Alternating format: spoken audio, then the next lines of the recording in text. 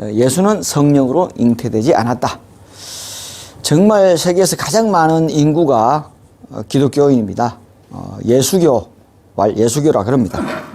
또 예수교하고 또 유사한 천주교도 그렇죠. 엄청난 종파가 예수교로부터 빚어져 파생돼 나왔죠.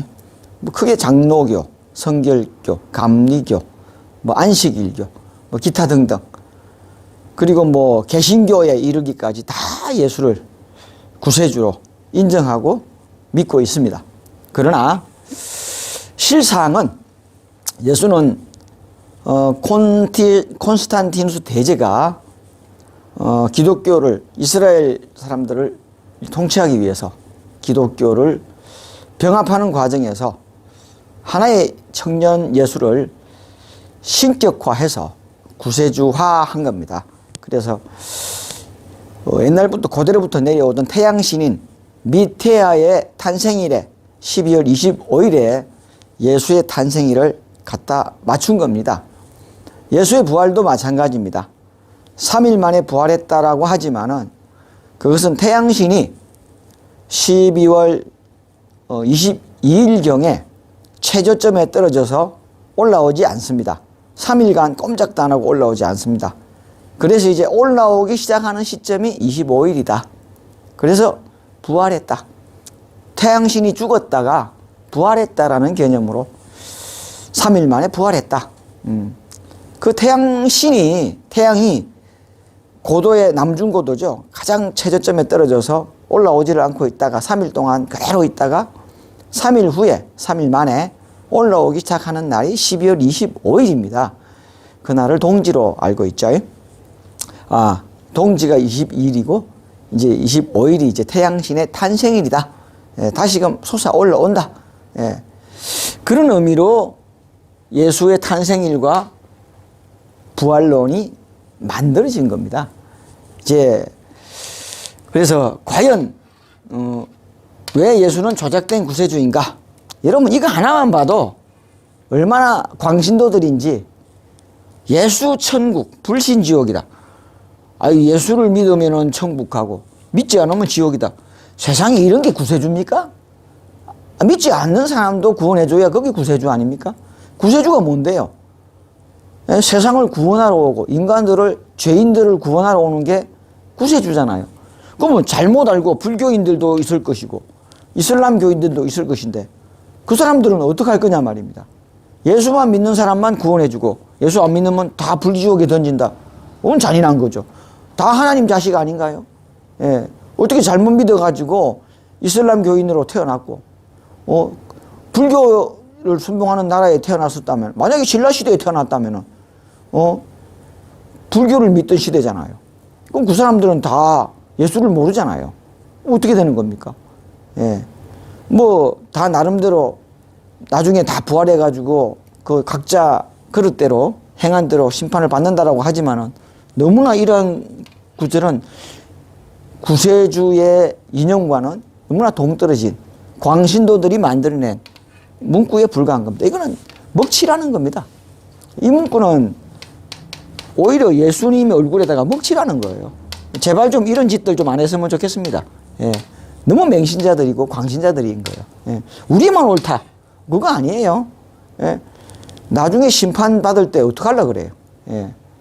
저보고 그렇게 말씀하실 수 있겠죠. 감히 네가 예수님을 이렇게 이제부터 이 성경을 가지고 예수님의 민낯을 제가 하나씩 벗겨드리도록 하겠습니다. 들어가 볼까요? 신약 성경 마태복음 5장입니다.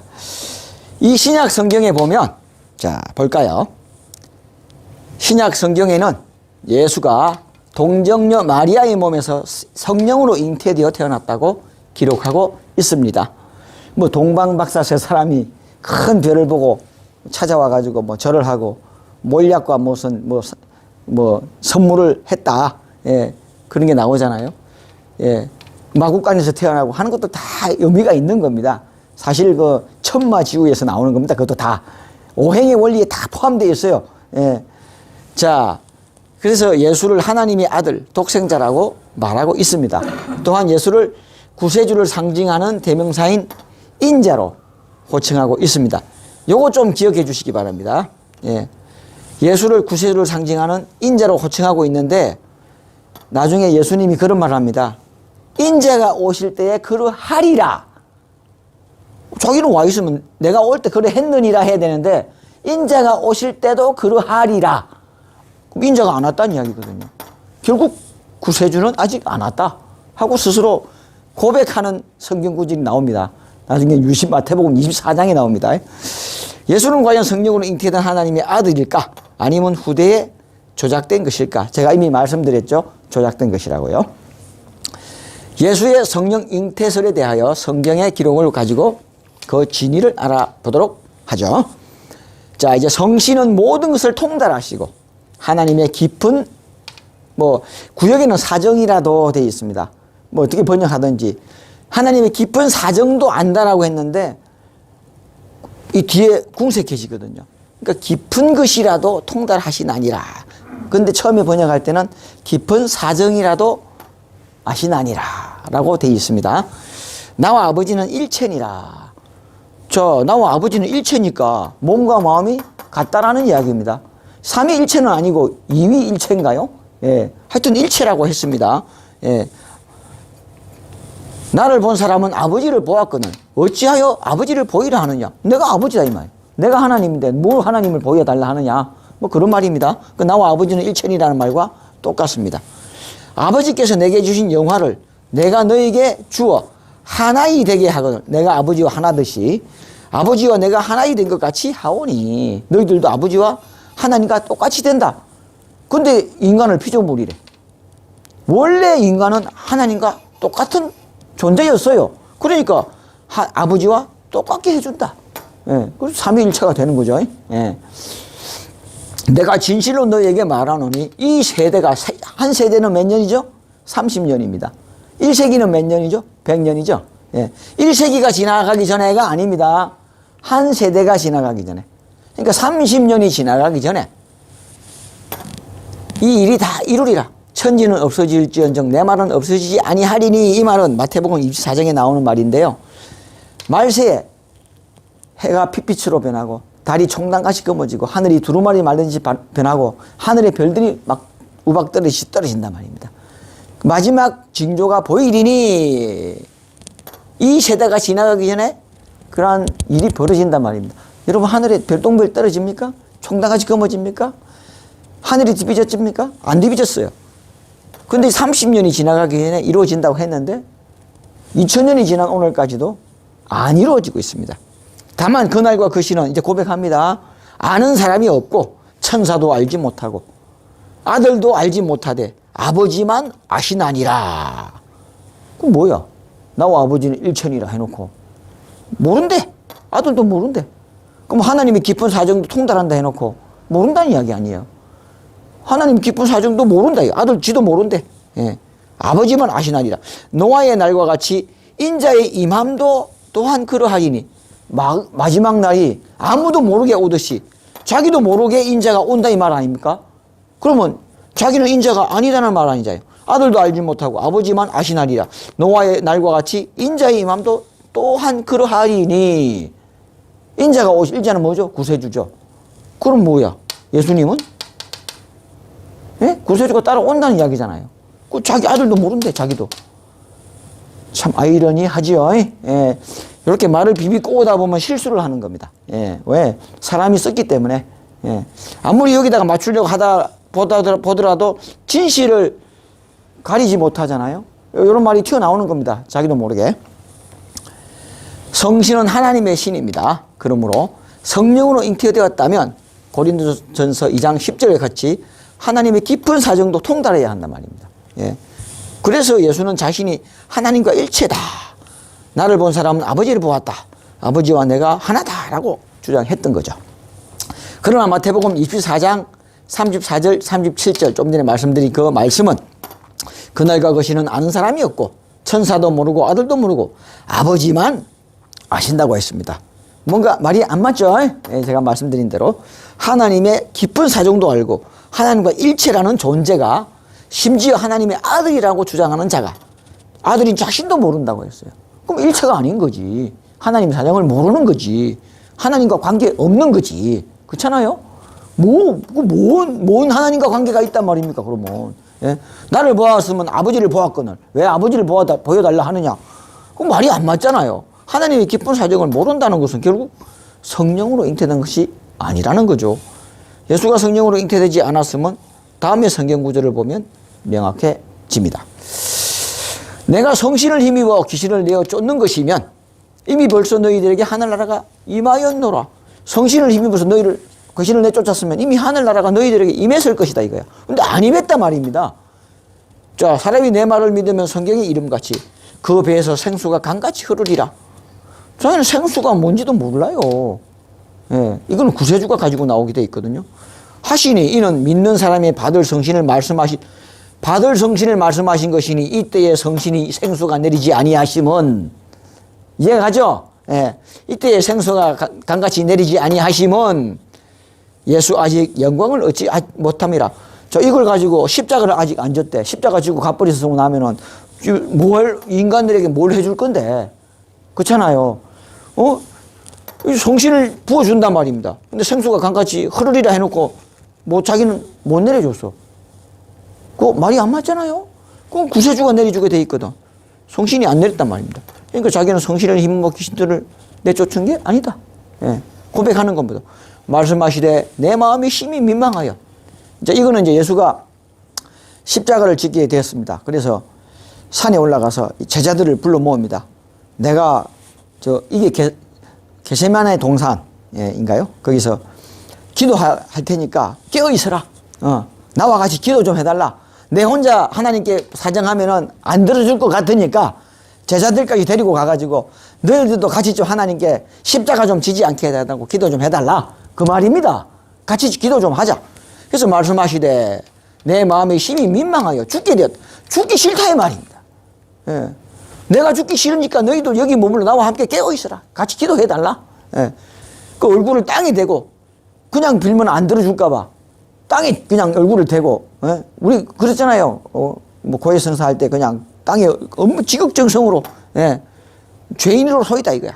땅에 엎대시고 간절하게 엎드려 기도하여 가라사대 아버지여 내 아버지여 만일 할만하시거든 이 잔을 내게서 떠나가게 하옵소서. 십자가 안 지게 해달라 이 말입니다.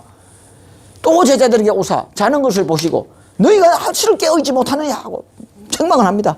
그 두드려 깨어놓고 또 갑니다. 예, 너희가 나와 함께 한시 동안을 깨어있지 못하느냐 하시고 다시 두 번째 나아가 기도하여 가라사대 아버지여 할만하시거든 이 잔을 내게서 면케하옵소서 딱 기도합니다. 또 오니까 또 자고 있어. 그래서 또 막 뭐라 합니다. 또 세 번째 나아가서 또 아버지여 할만하시거든 이 잔을 내게서 면케하옵소서. 세 번씩이나 엎드려서 머리를 땅에 대고 십자가 안 지게 해달라고 애원을 합니다. 참 좀 못났지 않나요? 예? 의연하게 좀 받아들이시지. 구세주라면 이왕 죽을 거 예수 크게 이거는 십자가상에서 하는 말입니다. 이 비근한 예로 말이죠. 제가 앞에 이걸 예를 들게요. 우리나라 이 사육신 중에 성상문이라고 있죠. 예. 이방원에게 잡혀서 불고문을 당합니다. 막 지집니다. 막 지지다가 같이 공모한 사람이 누구냐 대라 하고 이제 이방원이가 치주를 합니다. 성상문이가 그 뜨거워서 막 이렇게 고통스러워 하다가 이제 탁 인두를 뗐습니다. 그러니까 공모한 사람이 누구냐 대라. 예, 그러니까 씩 웃습니다. 성상문이. 그래서 하는 말이 여보게 방언이 인두가 식었네. 참 죽음을 각오한 사람은 그렇습니다. 거기에 비하면 참 안 죽은 의사 또 예를 들게요. 네가 이토 히로부미를 쏴 죽인 것을 인정을 하고 네 죄를 자복하고 뉘우치면 사형은 명쾌해 주겠다. 극형만은 명쾌해 주겠다. 무기로 해주겠다 말입니다. 근데 안중근이 뭐라고 그랬습니까? 내가 어찌 침략자를 죽인 것이 죄가 되느냐. 너희들이 어찌 나를 단죄한단 말이냐. 나는 침략자를 단죄했을 뿐이다. 내 집에 강도가 들어왔는데 그 강도를 죽인 것이 뭐 잘못이냐. 강도가 총칼을 들고 들어와서 내 형제를 죽이고 나를 죽이려고 하는데 그 강도를 제압한 것이 뭐 잘못이냐. 결국 사형당했죠. 안중근 어머니는 어땠습니까? 안중근에게 편지를 씁니다. 사랑하는 아들아, 자식이 부모보다 먼저 죽는 것은 불효막심하나 나라를 위하여 기꺼이 죽어라. 참 그 어머니의 그 아들이죠. 하물며 독립운동한 분들도 그런데 9.12에 구세주로 왔다는 분이 좀 쪽팔리지 않습니까? 예. 쪽팔립니다. 솔직하게 말해서. 예. 민낯, 예수님의 민낯이. 아니, 예수님이라면 빌어도 안 된다는 거 알 거 아닙니까? 근데 쪽팔리잖아요. 예. 참. 일개 자기 나라를 위해서 독립운동하는 사람들보다 못한, 이게 성경이에요, 이게. 이게 성경이, 이게 예수님이 얼마나 안타까웠으면 그랬냐고 적어놓은 게 이게 성경입니다. 수준 이하죠. 예. 그래, 그 예수님을 의역화하고 있어요. 또 십자가상에서 봅시다. 예수 크게 소리질러 가라사대 엘리 엘리 라마 사막다니 하시니 번역하면 곧 나의 하나님 나의 하나님이여 어찌 나를 버리시나이까. 예수님 말대로는 버렸잖아. 예? 예수님을 곁에 섰던 몇 사람이 듣고 가로되 이 사람이 엘리야를 부른다. 이게 무슨 소리일까요? 막 고래고래 고함을 지릅니다. 이거 의역한 거죠, 사실은. 하나님이 어찌 나를 버리시나이까. 곁에 있던 몇 사람은 이 사람이 엘리야를 부른다. 아니, 원망하잖아요.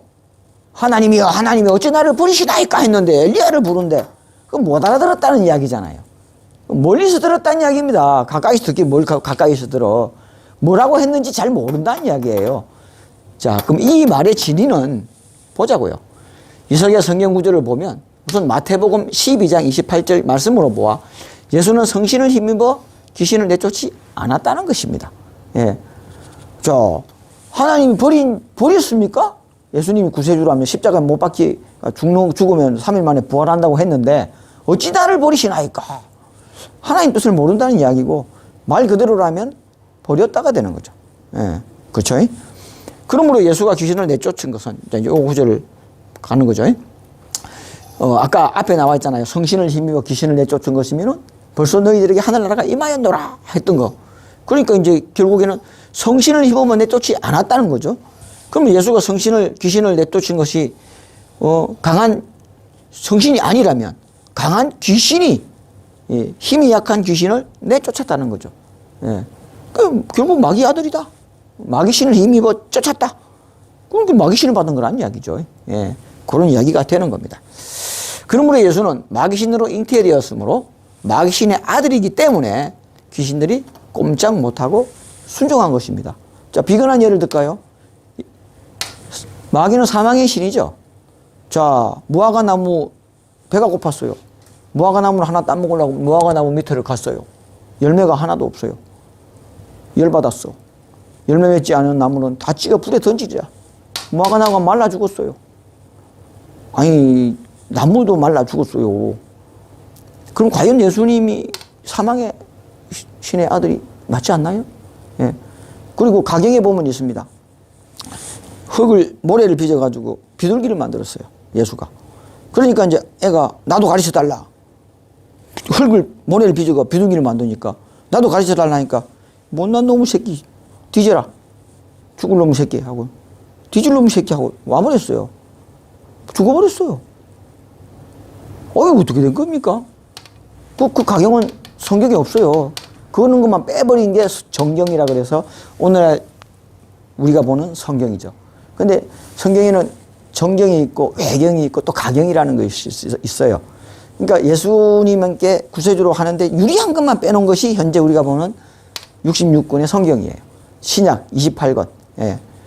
그 성경을 우리가 보고 있는 거예요. 그걸 정경이라고 그러는 거예요. 근데 불리한 내용들은 아까 금방 그러한 내용들이 많아요. 그래서 이사를 자주 갔어요. 저주받을 새끼 하면 죽으니까. 왜 제자들이 너는 나를 따라라. 그러면 꼼짝 못하고 따른 줄 아세요? 죽거든. 말 안 들었다가는 죽거든. 예? 저주받을 새끼 하면 그 자리에서 픽 쓰러져 죽어요. 그러니까 사망권세 잡은 자 아들이 맞는 거죠. 예. 참 그래서 요한복음 7장 49절에는 이때의 성신이 나리지 아니하시면 예수 아직 영광을 얻지 못함이라 한 것입니다. 계속 보겠습니다.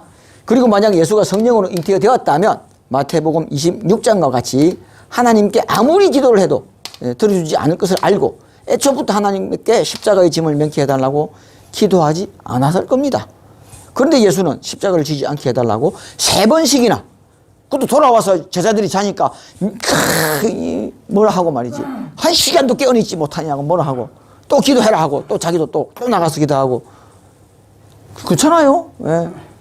3번씩이나 하나님 앞으로 나아가 기도하였다는 응답을 받지 못했습니다. 그래서 결국 십자가에 박히게 되고, 십자가상에서 엘리엘이라 막 사역하니 하나님이여 하나님이여 어찌 나를 버리시나이까 하고 크게 소리를 지른 거죠. 이 예수의 말 그대로라면 아까 말했죠. 예수의 십자가를 진 것은 하나님 예수를 버린 것이 되는 거죠. 예. 그러나 이는 예수를 대신하여 십자가를 진 강도가 나는 예수가 아니라는 것을 어필한 겁니다. 나는 예수가 아닌데 어찌 나를 예수처럼 해가지고 십자가에 못 박혀 죽이느냐 하고 엘리엘이라 막 사박다니 하고 야 하나님이야 왜 나를 죽이느냐 하고 고함을 질렀다고 보는 것이 맞지 않겠어요? 그렇잖아요? 명백해지잖아요. 이 십자가상에서 그 아리마다 요셉의 정원에서 그걸 처형을 했다면서 다른 사람이 못 들어간대요. 멀리서 쳐다볼 수밖에 없었어요. 그러니까 고래고래 가음질이게 못 알아듣는 거라. 그러니까 이제 멀리 있는 사람들에게 나는 예수가 아니다. 속지 마라. 예수는 안 죽었다 하고 고함질은 그밖에는 안 되는 거예요. 강도가 쇼를 하는 거죠. 이렇게 나는 예수가 아니다고 어필하기 위해서 왜 나를 죽이느냐. 예수를 죽여야지 왜 나를 죽이느냐. 예. 하고 하늘을 바라보고 원망하는 소리입니다. 솔직하게. 당시 예수는 십자가를 지지 않고 이게 사실입니다. 로마 병정들의 호의 속에 야반도주하여 프랑스로 망명하였다는 것이 1984년 영국 법정에서 밝혀졌습니다. 예수가 십자가를 지지 않고 프랑스로 망명해서 84세까지 살았다는 판결 이후 자식까지 있어요. 예수 후손들이 지금 유럽에 퍼져 있어요. 영국과 미국 등에는 예수교가 쇠퇴하여 없어지는 반면 빈 교회가 많아요. 다 뭐 디스코텍으로 바뀌고요. 호텔로 바뀌고요. 교회들이 다 그렇게 바뀌고 있어요. 한국만 지금 부흥일로에 있었다는 거, 그 당시에. 참으로 기이한 일이 아닐 수 없어요. 그 80년대 때 이런 보도가 나갔음에도 불구하고 예수교는 부흥일로에 있었던 거죠. 예.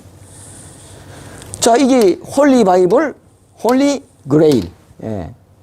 자, 성혈과 성배라고 합니다. 예. 이거 잔이란 뜻이에요, 잔. 예. 이게 동아일보에 기사가 났어요. 예. 그 다음에 스포츠 신문에도 나고요. 이거는 부산일보에 난 거네요. 예수에게 후손이 있다. 예. 막달라 마리아와 결혼한 아이 가져. 예. 예. 처형 안 받고 프랑스로 정착, 탈출, 정착. 예. 유럽에 친척 가진 정표도 예수 후손들이 널려 있다 이 말입니다. 예. 참, 이 성일과 성배 책이에요, 이거. 우리나라에 출판된 책입니다. 예, 성일과 성배. 예, 책과 다빈치 코드라는 책도 있죠. 예, 여러분. 예수 후손이 있고, 뭐, 무덤까지 있다는 거 밝혀낸 거. 다빈치 코드 영화 나왔었잖아요. 예. 예수 무덤까지 딱 보여주고, 이 자리가 무덤 자리다 하는 걸 암시하는 그런 내용들이 있었던 거죠. 예. 예, 이렇게 나왔음에도 불구하고 안 믿어요. 예. 절대 안 믿어요. 기독교인들은. 이는 눈이 있어도 보지 못하고 귀가 있어도 듣지 못한다는 성경의 말씀 그대로 적용되는 사례라 할 것입니다. 아니, 더 정확하게 말하면 보고도 못 들은 척 하는 것이고 들어도 못 들은 척 하는 것이죠. 왜? 자신들의 종교와 지위를 유지하기 위하여 알고도 모르는 척 하는 겁니다. 예, 뭐 그런 말이 있지만 믿지 마라. 예, 낭설이다. 그런 설이 있다. 예, 그러고 넘어가는 겁니다. 오늘 참 교회들이, 근데 지금은 이탈자들이 많다고 합니다. 코로나 이후로 교회를 이탈하는 사람들이 굉장히 많다고 합니다. 하나님이 지금 뭘 도와줘야 되는데 아무런 메시지도 안 줘. 그냥 이런 평지분파가 코로나19 사태가 벌어지기 시작하는 거예요. 여기 하나님 뭔가를 보호해줘야 되는데 어떠한 성직자도 답을 내리지를 못하고 있습니다. 예. 결국 하나님과 마귀의 전쟁이기 때문에 그런 거죠. 자, 계속해서 볼까요? 단도직입적으로 말해서 예수의 성령 잉태설은 조작된 것입니다. 아까 말씀드렸죠. 청년 예수를 신격화해서 구세주화한 겁니다. 예수의 성령 잉태설은 이사야 7장 14절에 동정녀가 잉태하여 아들을 낳으리니 그 이름을 임마누엘이라 하리라를 들어 이사야가 예언한 임마누엘이 바로 예수라고 주장하는 것입니다. 임마누엘은 하나님이 우리와 함께 하시다. 구세주가 내려와서 우리가 함께 우리를 구원해 준다. 그런 우리와 함께 한다. 즉 하나님의 신이 임한 분이다. 하나님이 함께 하시는 분이다. 하나님의 아들이다. 뭐 그런 개념이겠죠. 예. 바로 인간 몸을 입고 인간 세상의 구세주로 오시는 하나님을 하나님의 아들이라고 하는 것이죠. 예. 여기에 예수를 접목시켜 예수를 성령으로 잉태된 하나님의 아들이라고 주장하는 것입니다. 그러나 이 구세주로 오시는 하나님은 다음의 성경 구절처럼 죄인의 몸을 입고 오게 되어 있습니다. 동정녀가 잉태하여 아들을 낳으리니 그 이름을 임마누엘이라 하리라.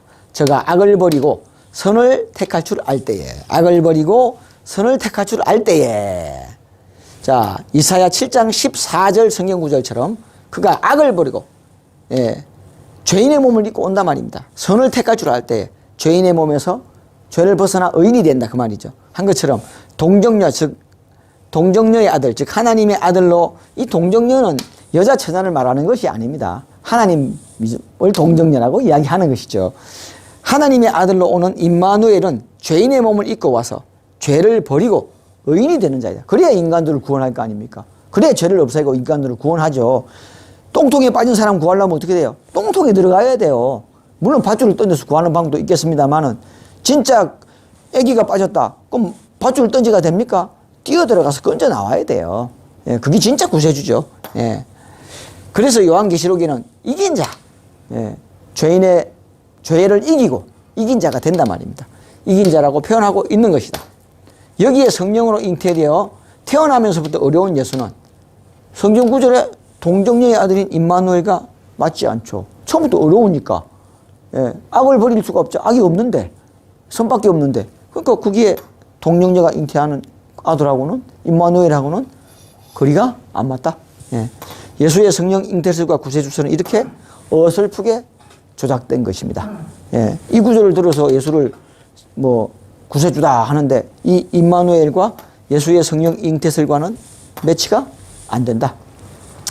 덧붙여 예수가 하나님의 아들임을 주장하기 위하여 예수가 부활 후에 하늘로 승천했다고 기록하고 있는데 예수가 승천하는 장면이 가장 잘 묘사된 것이 마가복음 16장입니다. 어디에도 없습니다. 신약 성경 어디에도 없습니다. 마가복음 16장 9절 이하부터 있습니다. 자, 예수가 하늘로 승천하여 하나님의 우편에 앉으시니. 근데 여기서 볼 때 우편인지, 하나님 입장에서 무슨 우편인지 모르겠지만 아마 여기서 볼 때 하나님의 우편에 앉은 모양이지. 그죠? 하나님 우편에 앉는 것까지 봤대요. 그러나 마가복음 16장 9절부터 마지막 절까지는 이렇게 관로로 묶여 있습니다. 그리고는 설명해 놨습니다. 주소를 붙입니다. 어떤 사본에는 없음. 뭐 바티칸 사본이나 그 두루마리 최초의 사본들 임대 사본인가요? 바티칸 사본이나 후대에 첨부된 내용인 듯함이라고 사설을 붙여놨습니다. 성경 직접 보세요. 제 말이 안 믿어지면 지금 당장 마가복음 16장을 펴서 이 관로로 묶여져 있는 부분을 주소를 한번 보세요. 어떤 사본에는 없음. 후대에 첨부된 내용인 듯함이라고 분명히 적어놓고 있습니다. 한마디로 예수의 승천은 조작되었다는 것이죠. 하나님 우편에 앉는 것까지 봤다고 했는데 꽤 구체적으로 그리고 내가 올라간 것을 이 세대가 지나게 이루어지고 또 요한에게 말했죠. 내가 올 때까지 다시 올 때까지 살아남아 있겠다 했는데 요한이 제일 먼저 죽었어요. 밤모섬에 끌려가서 그랬죠. 이제 결론을 내려보죠. 예수가 예수의 성령 잉태설과 구세주설 그리고 부활과 승천은 모두가 진짜 구세주의 출현을 방해하기 위한 마귀의 간교한 방해 공작인 것입니다. 아까 말했죠. 인자의 임함도 그러하리니 자기는 인자가 아니라는 이야기예요. 자기는 구세주가 아니라는 말을 간접적으로 시인한 거죠. 진짜 구세주는 세상 임금으로 오시는 또 다른 보혜사 성령인 겁니다. 내가 가는 것이 너에게 유리하리라. 예, 내가 가면 아버지께서 그를 보이시리니 보내신다 이거야. 또 다른 보혜사 성령이. 그 구세주니까.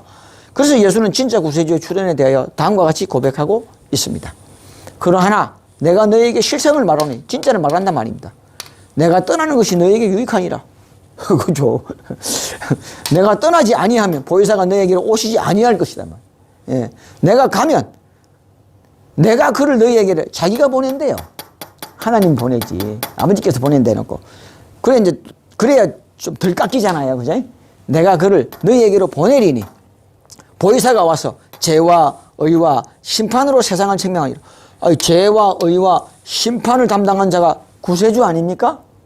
그러면 구세주를 내가 보내리니 그 말입니다.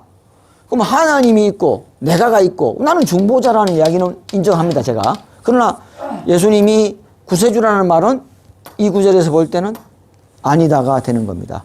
내가 구세주를 너희에게 다시 보내주겠다. 하나님께 허락을 받아서 내가 다시 보내주겠다. 그 말입니다. 예. 보혜사가 구세주입니다. 자신이 하나님의 아들이라고 극구 주장하던 예수도 이 양심은 있었던 거죠. 보혜사가 와서 죄와 의와 심판에 대하여 논한다고 했는데 죄와 의와 심판에 대하여 논한 자가 바로 구세주가 아니겠습니까? 그렇다면 예수님은 도대체 뭐 하려고 이 세상에 오셨죠? 뭐 하려고 십자가 지셨죠? 우리 죄를 대속한다며 뭐 하려고 아무런 효과도 없는 그런 일을 하셨을까요? 예. 그리고 또 다른 보혜사 성령은 또 왜 보낸다고 하셨을까요? 예. 뭐 말이 안 맞죠? 그 예수는 그냥 헷갈리게 만드는 해방꾼입니다. 예.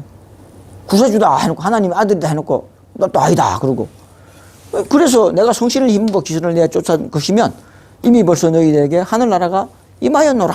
마태복음 12장 28절에서 자신은 귀신의 힘을 입어 귀신을 내어 쫓은 것이라며 자신은 마귀의 아들임을 고백하고 있는 것입니다.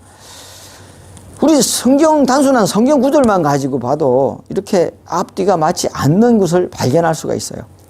성경을 제대로 읽는 사람이라면 읽다 보면 좀 이상해요. 그걸 발견하지 못한다면 성경을 제대로 못 읽는 거죠. 맹신하는 거죠. 예. 정말 제대로 성경을 읽는다면 이상한데? 앞에 내용하고 안 맞는데? 지금 제가 살펴드린 그런 내용들만 보더라도 뭔가 앞뒤가 안 맞단 말입니다. 예수님을 그대로 구세주로 인정하기에는 뭔가 석연치 않습니다.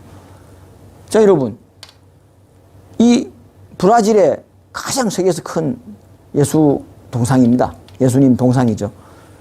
그럼 여러분 불상을 보고 기원하는 것은 우상이고 이 예수님 상을 보고 기도하는 것은 우상이 아닐까요? 한번 우리가 심각하게 생각해 보고 정말 구세주상에 예수님이 들어맞는 것인지 아니면 우리가 편의상 또 어떤 콘스탄티누스 대제가 자기의 왕권 유지를 위해서 예수교인들을 흡수하기 위해서 흡수를 했든 통합을 했든 한번 심각하게 생각해 봐야 되지 않을까 생각합니다. 예, 오늘 강의는 이것으로 마치겠습니다. 감사합니다.